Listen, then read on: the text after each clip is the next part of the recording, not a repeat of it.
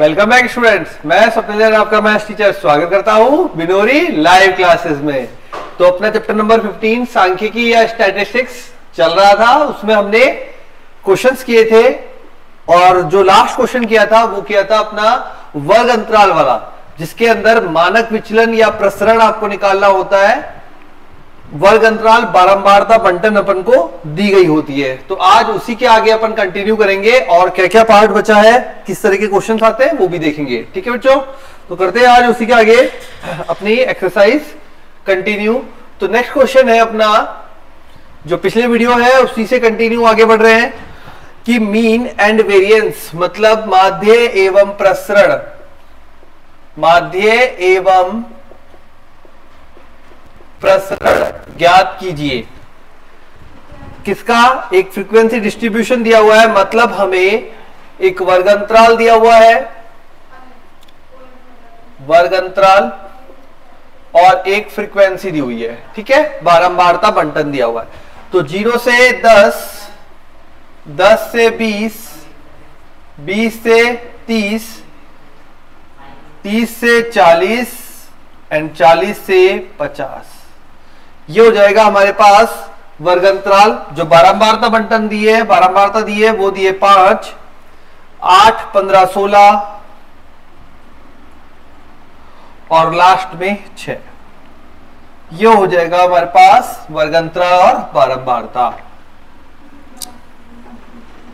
ठीक है, अब यहां पे हमें मध्यमान चाहिए होगा तो xi निकाल लेते हैं। ये देगा 5, ये देगा 15, ये देगा 25, 35 और 45। सिग्मा f चाहिए होगा, वो भी निकाल लेते हैं। तो जब जोड़ेंगे 15, 15, 30, 30, 31, 31 और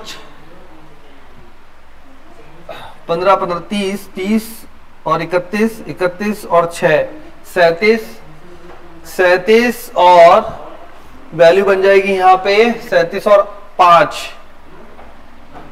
42, 8, 50। ठीक है, अब यहां देखिए मिड पॉइंट अपन ने निकाल लिया। अब आपको डी निकालना है, डिफरेंस। ये आ जाएगा x माइनस ए मतलब देखो 1, 2, 3, 4, 5, 5 है तो 25 आ जाएगा अपना बीच का, बटे में 10 का अंतर चल रहा है। तो x माइनस 25 बटा 10, डी का मान कितना आ गया? 5 माइनस 25, जो कि बनेगा माइनस का 20, तो माइनस का 2, माइनस का 1, 0, 1 एंड 2। अब अपन को चाहिए f, ये डी का स्क्वायर। तो 4, 1, 0, 1, 4। और हमें क्या चाहिए? हमें देखो मान निकालना है x बार का, तो fi डी चाहिए होगा। तो fi डी, क्योंकि x बार का जो मान होता है वो होता है a plus summation of fi D upon summation fi multiply h। अब यहां पे इसके अकॉर्डिंग हमें fi डी चाहिए, तो f येरा डी येरा माइनस का 10, माइनस का 8, 0, 16 और 12। तो summation of fi D is equal to minus का 18 प्लस का 16 और 2 18, तो ये प्लस का 10 बच गया। ठीक है, अब पहले यहां पे वैल्यू निकाल देते हैं। x bar is equal to A मतलब जो अपन ने कल्पित माध्य माना है, जो अपन ने कल्पना की है या अपने अकॉर्डिंग डायरेक्टली कंसीडर किया है, वो आएगा दैट इज 25 प्लस, अब यहां पे समीशन ऑफ fi डी 10 बटा fi 50 गुणा में h भी अपना 10 है। तो 0 से 1 0 कट गया और ये 2 बार, तो x बार आ गया हमारे पास 27। तो मीन की वैल्यू आ गई 27। अब चलते हैं नेक्स्ट fi डी स्क्वायर पे। तो fi डी स्क्वायर, ये 4, ये 20, ये 8, 0, 16 एंड यहां पे आ जाएगा 24।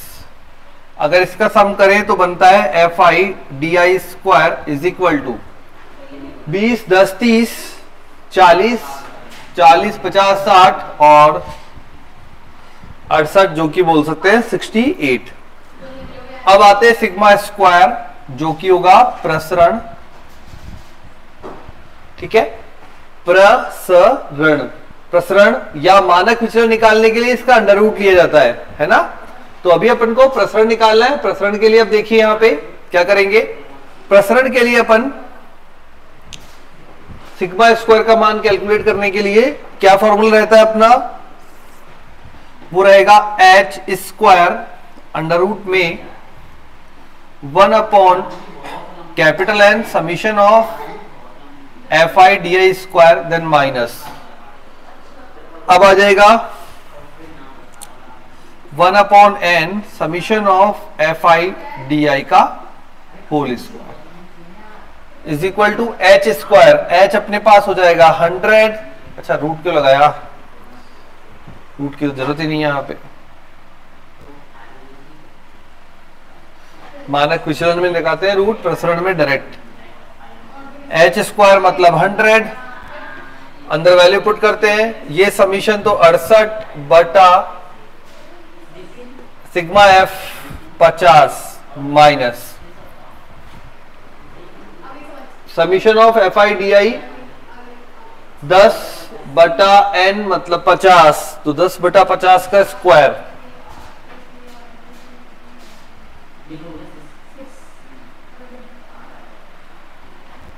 ठीक है, ये हो जाएगा हमारे वैल्यूज। अब यहां पे 100 बटा 50 का स्क्वायर 25 और 2 जीरो, तो ये बन जाएगा हमारे पास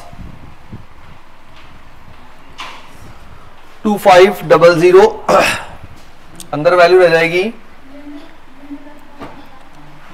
68 मल्टीप्लाई 50 माइनस 10 का स्क्वायर 100 और 50 यहां पे कैलकुलेट हो गया, ये कट गया 2 से 2 जीरो, 1 अपॉन 25, अंदर बनेगा 68 गुणा 50, तो जब इसे कैलकुलेट करोगे बेटा तो आएगा आपका 3400 माइनस 100, ठीक है, 3400 में से 100 गया है तो अपने पास बच जाएगा 3300 और बटे में 25 एक बार जाएगा, 25 से कम 25, ठीक है, 5 और 3 8 80 हो गया, 25 दूनी 50, 3 75, 5 बच गया और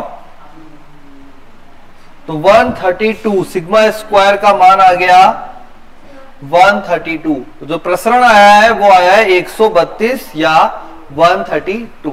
तो इस प्राइस से आपका क्वेश्चन कंप्लीट होता है।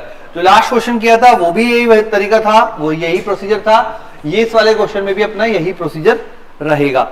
आ गया समझ में, नोट डाउन कर लो जल्दी से, फिर आगे बढ़ते हैं नेक्स्ट क्वेश्चन की तरफ। तो ये अपना प्रश्न था आपकी बुक में 8th क्वेश्चन, ठीक है। कुछ क्वेश्चन आपको बोले जाएंगे यहाँ पे शॉर्टकट विधि से करने और कुछ क्वेश्चन आपको जो बेसिक विधि है उससे सॉल्व करने। तो ये भी अपनी शॉर्टकट विधि है क्योंकि यहाँ पे डीआई यूज कर लिया, डीआई इसको सॉल्व करने के लिए यूज किया है, मतलब इजीएस्ट करने के लिए, ठीक है। चलिए नेक्स्ट क्वेश्चन लेते हैं। अब वापस से दोनों मान फाइंड करने हैं, वर्ग अंतराल हमको दिया हुआ है, तो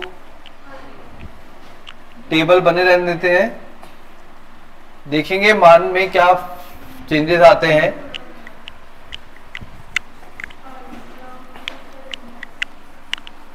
और ये हो गया हमारे पास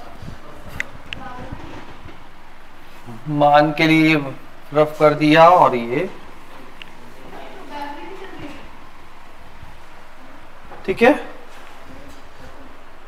ठीक है, तो ये हो गया अपने पास। अब नेक्स्ट क्वेश्चन करते हैं।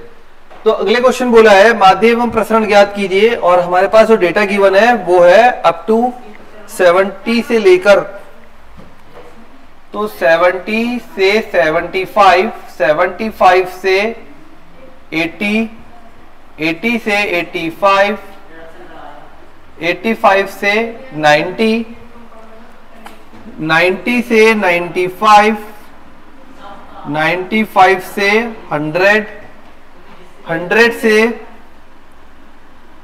105, 105, 105 से 110 और 110 से 115, दैट इज 115 तक। ये हो गया अपना टेबल कंप्लीट। अब आपको फ्रीक्वेंसी क्या गिवन है वो भी लिख लीजिए। तो एफ गिवन है हमें 3 4 7 7 3 4 7 7 7 7 15 9 6 6 9 6 6 और लास्ट वैल्यू है 3। ये हमें दिया हुआ है। xi निकालना है, फिर di निकालना है। यदि शॉर्टकट बोले तो भी ये di वाला मेथड लगेगा। जहां पे आपको लगे मुझे कैलकुलेशन को छोटा करना है तब भी ये di वाला मेथड लगेगा। कैलकुलेशन टेबल वाली कैलकुलेशन, ठीक है, जनरली बड़ी हो जाती है। इसको छोटा करने के लिए ये विधि है। 1 2 3 4 5 6 7 8 9 यहाँ पे आपको मान दिए हुए हैं। समीशन fi की अपन को जरूरत पड़ती है तो वो अपन निकाल लेते हैं। यहाँ पे कितना बनेगा, ये बन जाएगा अपने पास, देखिए जोड़ लीजिए। तो 4 3 7 7 दूनी 14 या 21 21 और 9 30 30 हो गया। 30 40 45 45 और 12 45 और 15 45 और 15 हो गया अपने पास 60। xi मध्य मान निकालते दोनों को जोड़ के बटा 2 तो 72.5 77.5 82.5 87.5 92.5 97 या 97.5 फिर आ जाएगा 102.5 और नेक्स्ट वैल्यू आएगी 107.5। अब आते हैं डी पर। तो डी देखो यहां 1 2 3 4 4 वैल्यू ऊपर से छोड़ी, 1 2 3 4 5 6 7 8, एक और छूट गया क्या 107 और फिर लास्ट आ जाएगा एक वैल्यू और है तो 102.5 107.5 और 112.5। तो 1 2 3 1 2 3 4 4 तो यहां पे आ गया xi माइनस 92.5 डिवाइडेड बाय कितने का अंतर चल रहा है 5 का, ये हो गया 5। अब 72.5 माइनस 92.5 तो 20 बन गया। 20 मतलब माइनस का 4 देगा, ये देगा अपने आप -3 -2 -1 0 1 2 3 4। यहां पे सीक्वेंस फॉलो जाता है इसलिए इसको शॉर्टकट मेथड बोलते हैं। मतलब इजी पड़ता है आपको कैलकुलेटिव पार्ट, नहीं तो फिर बहुत बड़ा हो जाता है ना। तो ये हो गया अपने पास डी रेडी। अब अपन को डी स्क्वायर चाहिए, डी स्क्वायर निकाल लेते हैं। तो ये हो जाएगा 16 9 4 1 0 1 4 9 एंड 16 समीशन ऑफ। अब अपन को चाहिए FIDI, पहले वो निकाल लेते हैं। तो ये हो जाएगा माइनस का 12 माइनस का 12 माइनस का 14 माइनस का 7 0 9, ठीक है, माइनस का 12 माइनस का 12 माइनस का 14 माइनस का 7 0 प्लस का 9 प्लस का 12 प्लस का 18 एंड प्लस का 12, ठीक है। ये हो गई अपनी वैल्यू FIDI की। 12 ये 2 12 है, ये 2 12 है, हट गए। 27 प्लस में आ रहा है, 7 से 21 यहां पे आ रहा है, 27 और 21 मतलब 6 बच गया हमारे पास। तो summation of FIDI equal to x bar that equal to a मतलब यहां पे कल्पित माध्य 92.5 plus summation of FIDI that is 6, summation of FI 60 H 5, ठीक है। तो 92.5 प्लस 6/60 जब इसे हल करोगे तो ये आपको देगा 1/2। बराबर 93। तो x बार जो मीन है वो आ रहा है 93 या 93। ठीक है, तो अब चलते हैं आगे और कैलकुलेट करते हैं प्रसरण किस प्रकार से फाइंड आउट करना है। तो एफ आई यहां पे है ही, डी आई स्क्वायर अपन निकाल चुके हैं, दोनों को मल्टीप्लाई करेंगे, सम करेंगे और फॉर्मूले में मान जमा देंगे। ठीक है, अब देखिए यहां पे डी आई स्क्वायर है, F I D I square, तो 16 3 48, 9 4 36, 7 चौक 28, 7 0 9 और 1 9, 6 चौक 24, 54 और 48। ठीक है, ये हो गया अपने पास कंप्लीट। अब इसका सम निकालना है, तो F I D I square is equal to, देखो यहां पे हो जाएगा 8 4 12, 8 8 16, 16 और 9, 16 और 9 अपने पास हो जाएगा 25, 25 और 7, 25 और 7 32, 40, 48, 54 का 4, 5 लग गया, 5 अपने पास 5 5 10, 4 14, 15 16, 17 18, 19 20 21, 21 और 4 25, तो 254 254। ये हो गया यहाँ पे कंप्लीट।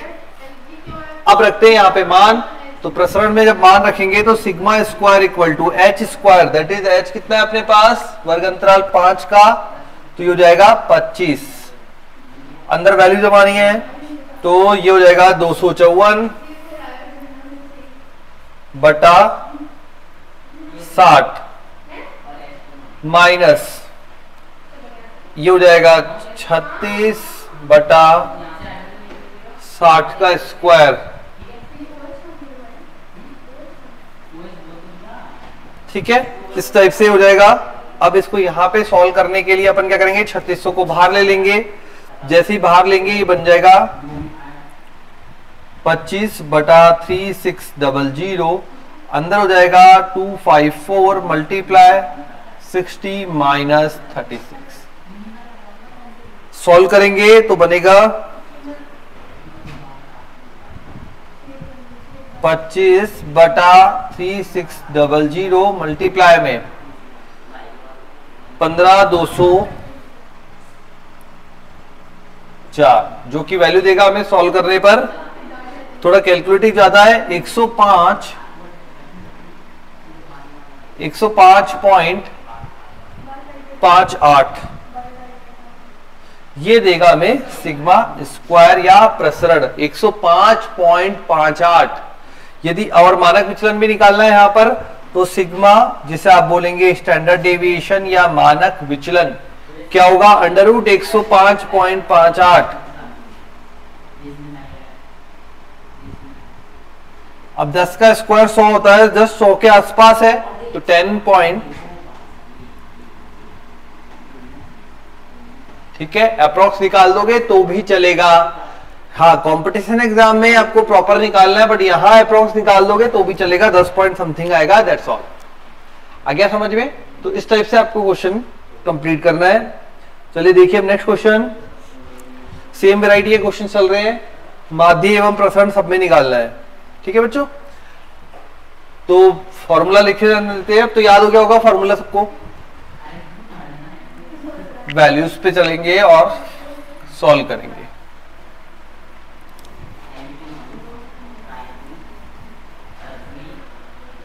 तो ये अपने पास नया वर्ग अंतराल आ रहा है, रफ कर दिया मैंने, ये भी रफ कर दी वैल्यूज, एक्स आई ये भी बदल जाएगा,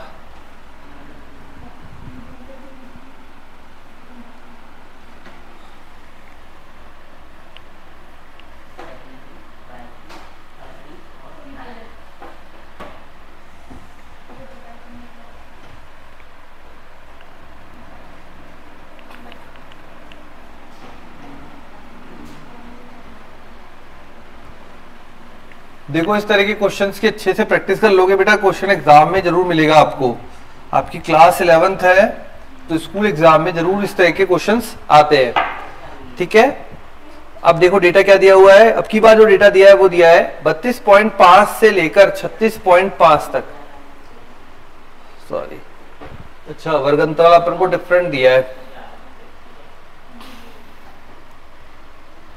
तो ये हमको दिया है इधर,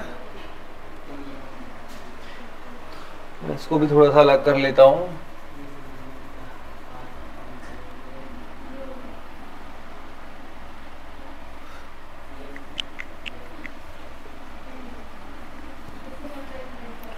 देखिए दिया है हमें, दिख रहा है यहां पे, ठीक है, वर्ग 33 से 36, 33, 36, 37, 40, 41 से लेकर 44, 45 से लेकर 48 और 49 से लेकर 52। वैल्यू है इसमें 15, 17, 21, 22, 25, 21, 22 एंड 25।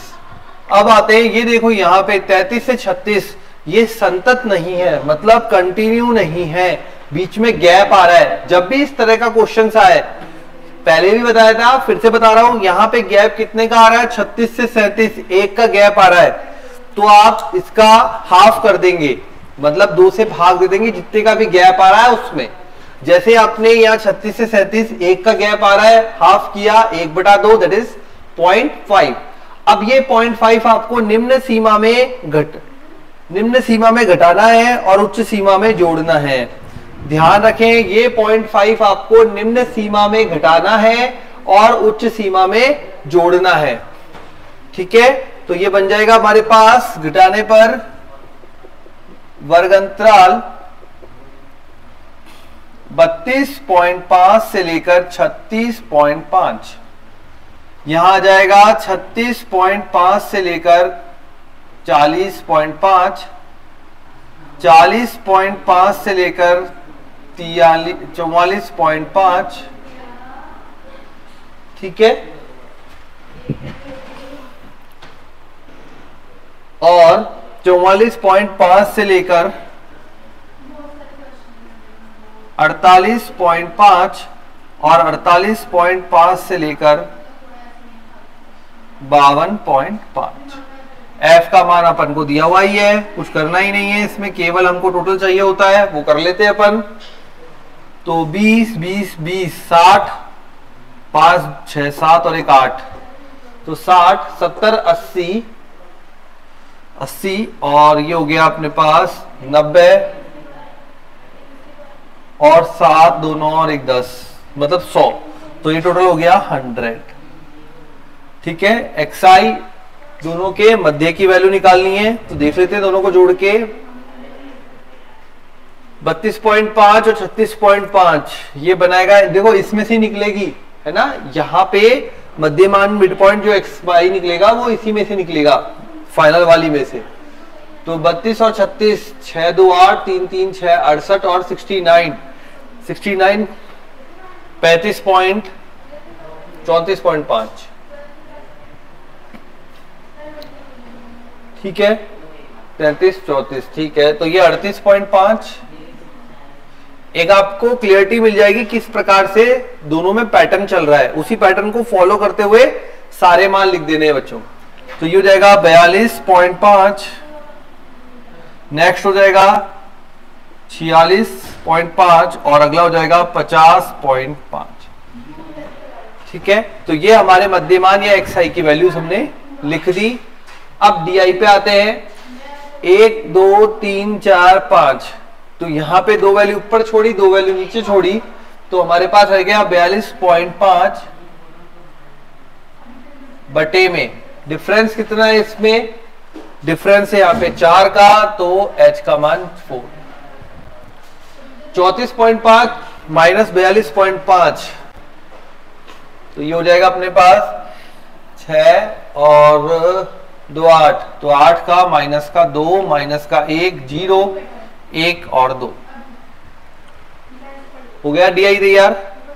अब अपन को DI का स्क्वायर बनाना है, तो ये बन जाएगा हमारे पास 4 1 0 1 4।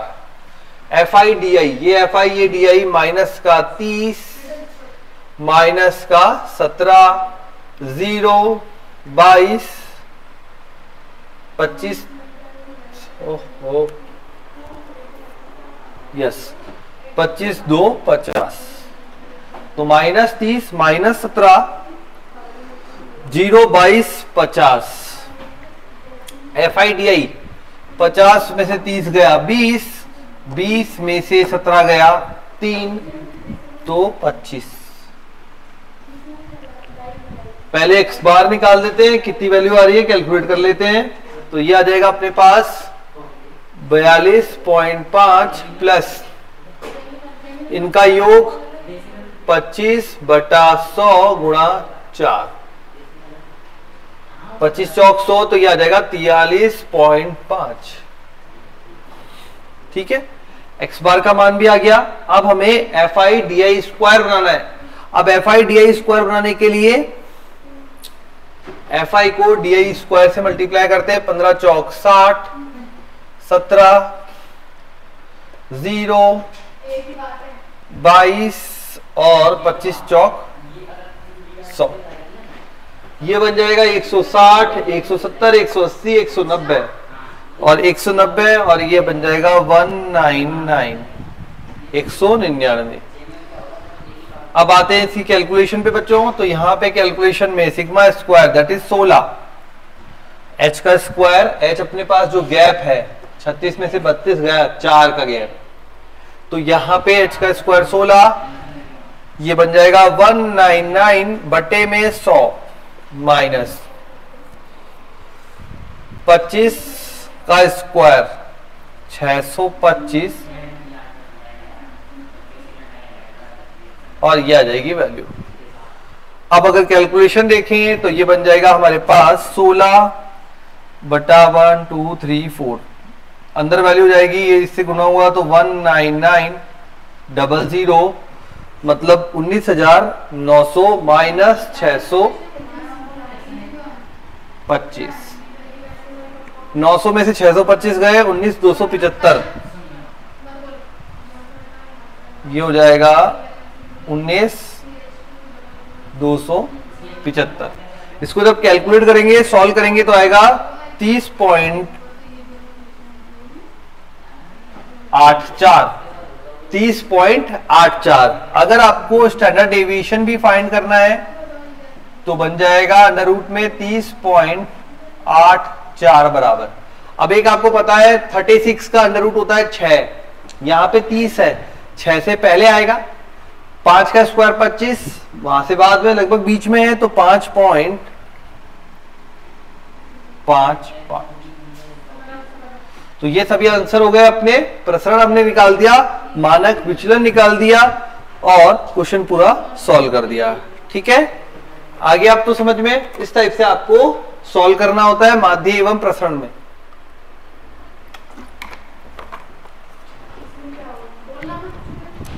हो गई बेटा? तो ये आपकी प्रश्नावली यहां पे खत्म होती है और साथ में आपकी प्रैक्टिस भी यहां पे पूरी हो जाती है। चलो अब चलते हैं नेक्स्ट वैरायटी पे। अब अगले टाइप के क्वेश्चंस में जिसमें आपको दिया है, देखिए अब क्या क्या करना है।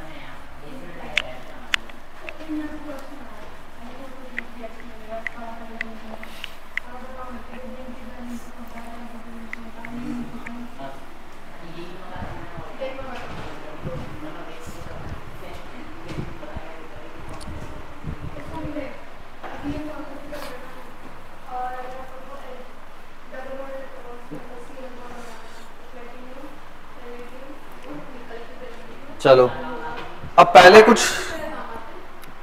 क्वेश्चंस कर ली जाए, किस प्रकार से क्वेश्चंस को सॉल्व किया जाता है, कैसे आपको एग्जाम में अटेम्प्ट करना है ना। तो क्वेश्चन ले लेते हैं।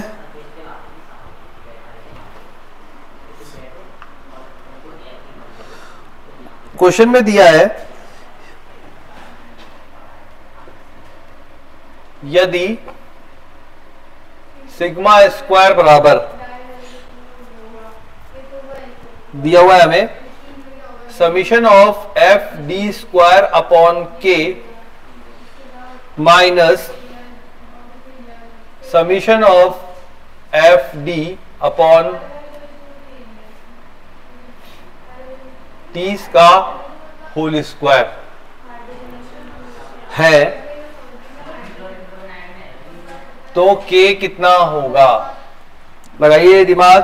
क्वेश्चन में बोला है sigma square equal to summation of F D square upon K minus summation of F D upon 30 का होल स्क्वायर दिया हुआ है, तो आपको के का मान बताना है।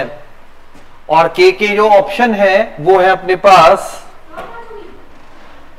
First option 20, second 30, 40 and 60। अब यहां पे थोड़ा सा लॉजिक क्लियर करना है। यहां पे फॉर्मूले में जो यहां वैल्यू होती है बेटा वही तो के सेम होता है दोनों में। क्यों? क्योंकि ये जो होता है हमारे फॉर्मूले में हमने अभी लिख भी रखा था summation of F D square divided by N minus summation of F D upon N whole square. तो ये दोनों वैल्यू सेम होती है, तो k बराबर 30 ये आएगा आपका आंसर।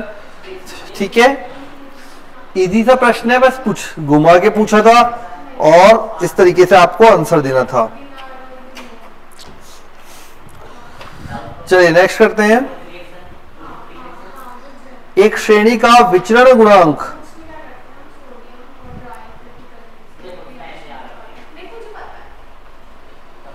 %30 है तथा मानक विचलन 15 है। क्वेश्चन दिया है एक श्रेणी का विचरण गुणांक 30% व मानक विचलन स्टैंडर्ड डेविएशन सिग्मा 15 है, तब x बार उसका माध्य बताइए। माध्य निकालना है या x बार निकालना है? विचरण गुणांक। अब विचरण गुणांक का फॉर्मूला क्या होता है? ये होता है अपना सिग्मा अपॉन x बार मल्टीप्लाई 100। तो विचरण गुणांक बराबर होता है सिग्मा अपॉन x बार मल्टीप्लाई 100। ठीक है, अब 30% दिया है तो मतलब क्या है कि ये हटा के दिया है हमें वैल्यू को, तो ये हो जाएगा अपने पास, ये 15 आ गया तो बन जाएगा x बार बराबर सिग्मा अपॉन विचरण गुणांक मल्टीप्लाई 100। तो x बार बराबर सिग्मा, सिग्मा अपने पास हो गया 15। ये परसेंटेज में होता है फॉर्मूले में ऑटोमेटिकली। अगर आपको परसेंटेज में रखना है तो फिर 100 नहीं यूज करोगे, और अगर आप नहीं तो फिर डायरेक्ट रखोगे। ये 30 मल्टीप्लाई 100, ये 2 बार जाएगा 100 अपॉन 2 दैट इज 50। ये आ जाएगा x बार का मान। ठीक है, तो विचरण गुणांक हमको दिया हुआ है। यहां कंफ्यूज ना होना बच्चों, परसेंटेज ये ऑलरेडी 100 से मल्टीप्लाई है, मतलब परसेंटेज के अंदर है। ठीक है, अगर आपको सिंपल परसेंटेज लिखना है, यूज करना है, तो यहां पे आपको 100 हटाना पड़ेगा, है ना। तो यहां मैं ऑलरेडी परसेंटेज को हटा के यूज किया, तो 30 ये हो गया अपने पास विचरण गुणांक। x बार का मान आ गया 50। चलिए एक और करते हैं। अब आपको दिया है summation of X square, summation of X square वो दिया है हमें 100 n बराबर 5, समीशन ऑफ x 20, और बोला हमें मानक विचलन कितना होगा, सिग्मा का मान कितना होगा, यह आपको फाइंड करना है, मानक विचलन।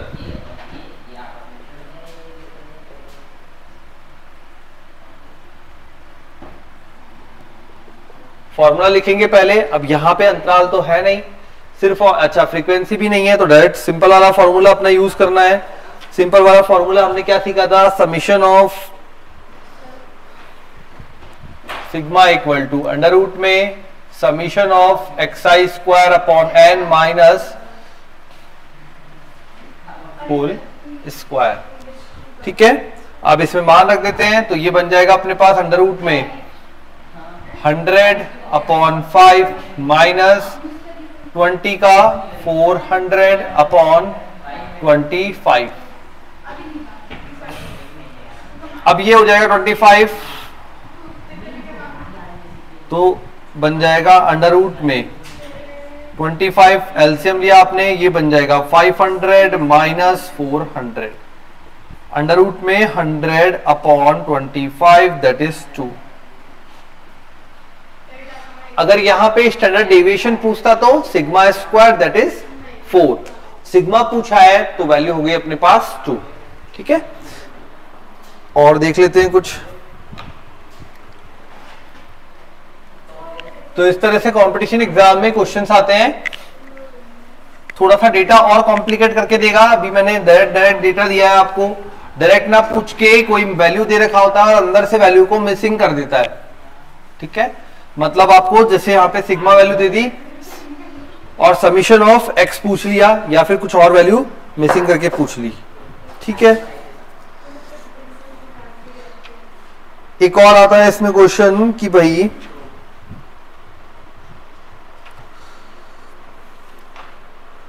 यस, माध्य से लिए विचलनों का बीजगणितीय योग, माध्य से लिए विचलनों का बीजगणितीय योग।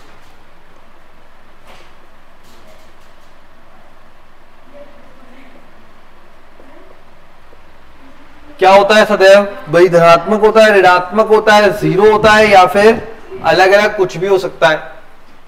अगर माध्य के सापेक्ष विचलन ज्ञात किया है तो बीजगणितीय योग सदैव उस पूरे वैल्यूज का क्या होगा, ऑलवेज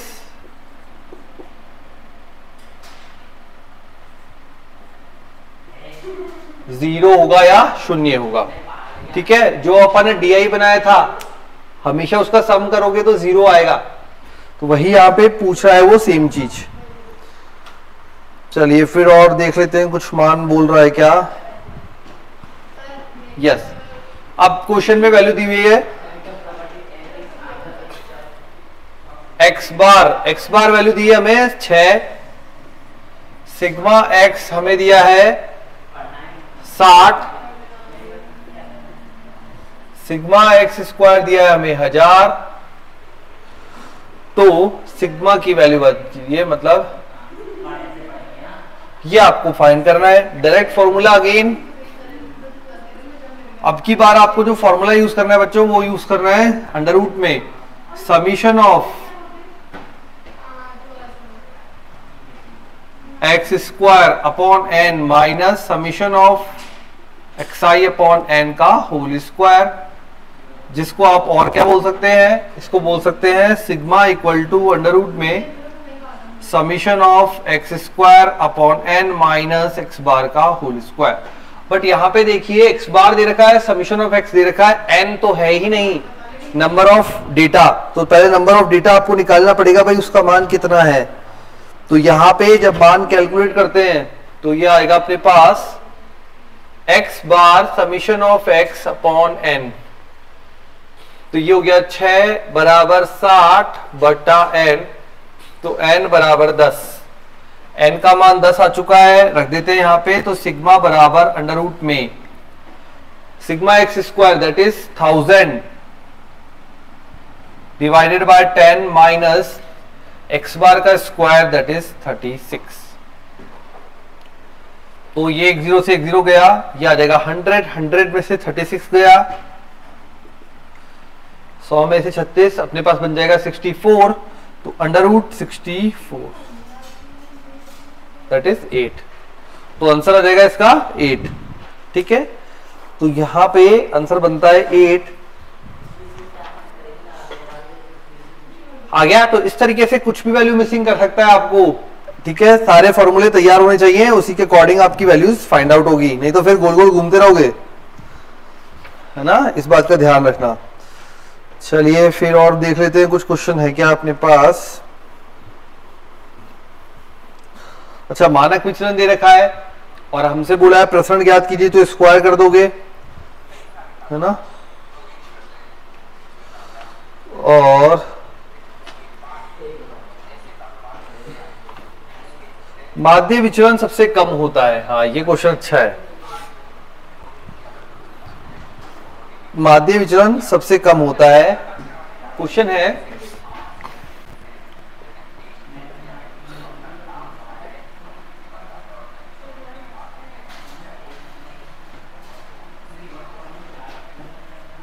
सबसे कम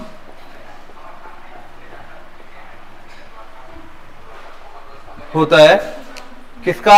अब देखते हैं यहां पे, तो यहां हो गया माध्य विचलन सबसे कम होता है। अब किस में होता है वो अपन को देखना है। तो पहले आपको ऑप्शन में दिया हुआ है माध्य से माध्यिका से, माध्य से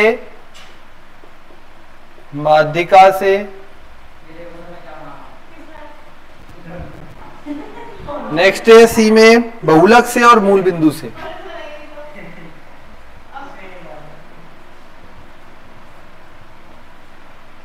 और डी है अपने पास मूल बिंदु से।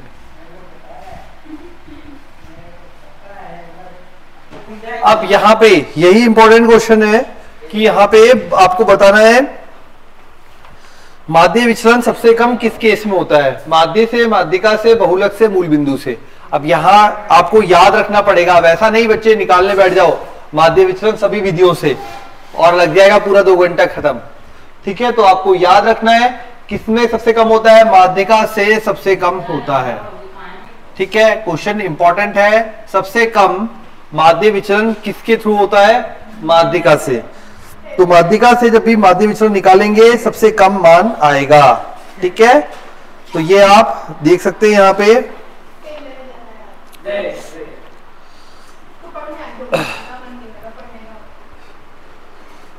ये हो गया अपना फाइनली कंप्लीट। चलिए नेक्स्ट क्वेश्चन देखते हैं। अब आपको दिया हुआ है, यस,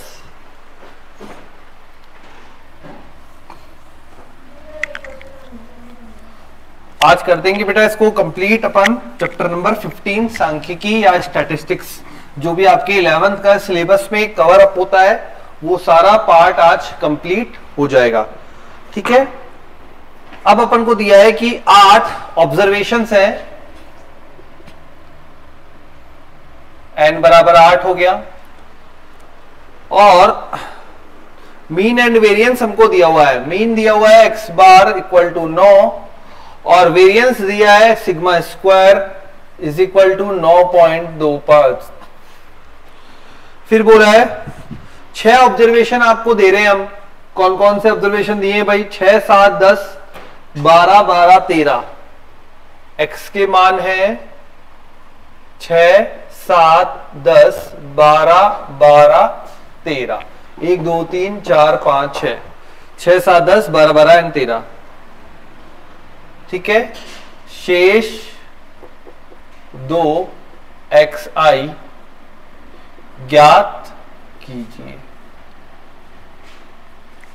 तो अपने को देखो इस तरह का डेटा वाले क्वेश्चंस आते हैं, कुछ ऐसे वैल्यूज गिवन है और 2 वैल्यूज मिसिंग है। अब वो जो मिसिंग वैल्यूज है वो हमें फाइंड करनी है। अब माना अपन ने वो 2 वैल्यूज है x और y, अपन मान लेते हैं कि वो 2 वैल्यूज है x और y। माना शेष 2 मान x व y है। इसलिए x bar is equal to क्या हो जाएगा भाई, 6 plus 7 plus 10 plus 12 plus 12 plus 13 plus x plus y बटे में n हो गया आपके पास 8। x बार का मान दे रखा है 9, तो ये हो जाएगा 72 बराबर, यूं कर लो, 9 बराबर, ये जब जोड़ोगे तो 10 10 20 30 40 40 आ गया यहाँ पे, 3 2 5 7 47 53 और ये देगा अपने पास 6 7 10 12 12 13 है ना, 12 12 24 36 और 1 37 37 और 10 47 47 और 6 53 और 60, तो 60 प्लस x प्लस वाई बटे 8, तो x प्लस वाई बराबर 72, 60 72, ये अपने पास आ गया 12, समीकरण नंबर 1।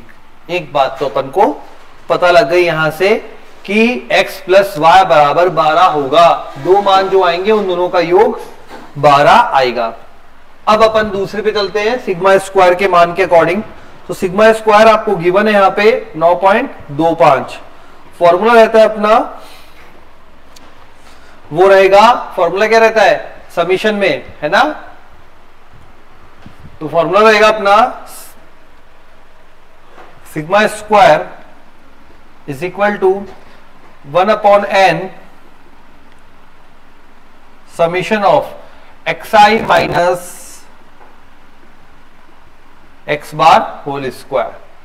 ठीक है, ये हो जाएगा अपने पास सिग्मा स्क्वायर का मान। अब थोड़ा इसी में जमा देते हैं मान जल्दी से, तो ये बन जाएगा xi, तो x माइनस 9 और बन जाएगा y माइनस 9। ठीक है, तो अपने पास आ जाएगा सिग्मा स्क्वायर 9.25 1/8।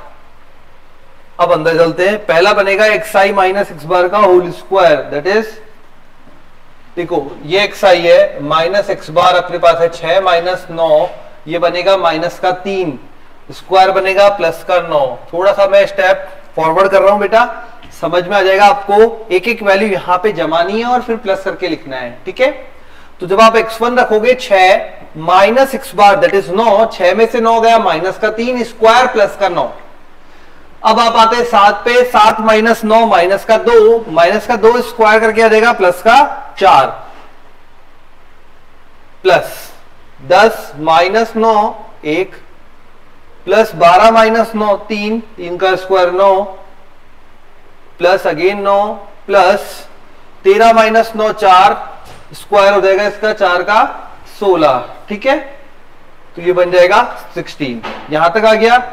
अब उसके बाद अब हमारे पास है दो वैल्यूज x और y, x minus 9 whole square plus y minus 9 whole square, ये हो जाएगा हमारे पास मान।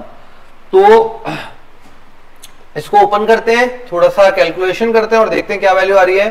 तो 9 दूनी 18, 9 तिया 27, 27 और 20 47 और 1 48, तो ये बन जाएगा 9.25 बराबर 1/8 48 plus x square plus y square plus 81 minus का 18x माइनस का 18 कॉमन ले लिया, x plus y whole square खोलने के बाद ये टर्म बन रही है हमारे पास।